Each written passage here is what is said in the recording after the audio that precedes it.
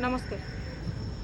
आज ओडिशार जड़े विशिष्ट कथाकार एवं साहित्यिक को 100 वर्ष से सभार मु उपस्थित थी।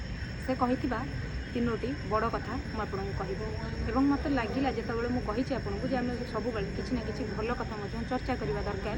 से भल कथा भितर आज तीन पद कथा आप निश्चय शुणे बोली मोर आशा। प्रथम कथा से कहले मु आपण मानक निकट में कृतज्ञ हो पारि क्या कृतज्ञता ज्ञापन करें कारण मो जीवन में 3 जन को कृतज्ञता ज्ञापन कर अर्थात से 3 जन पाखे कृतज्ञ।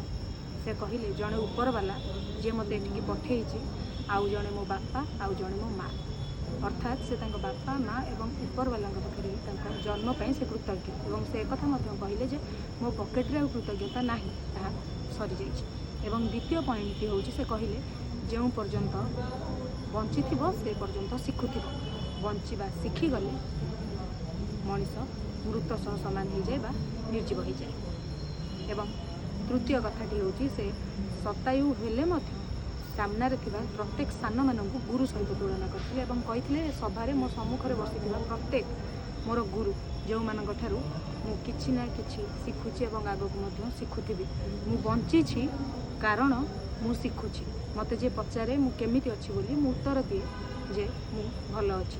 वार्धक्य गोटे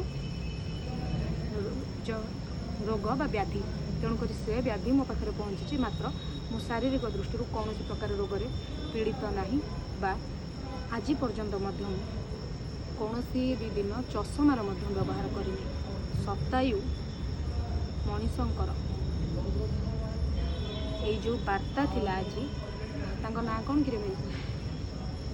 अच्युतानंद आज शतायु मनीष अच्युतानंद पतिंकर ये जो वार्ता थिला ताहा समस्त प्रेरणा देती। आपण हिसाब करंतु गोटे 100 वर्षर मनीष केते पूर्णिमा एवं अमावास्या देखि 1300 रु ऊर्ध्व पूर्णिमा एवं अमावास्या से देखिले। आज मध्य से जीवित एवं मनरू से आज मध्य युवक आज मध्य कलम चलुची आज मध्य से साहित्य को आउ टिके आगे नेबापी निजर श्रम दौर।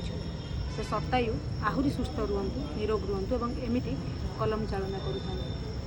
नमस्कार।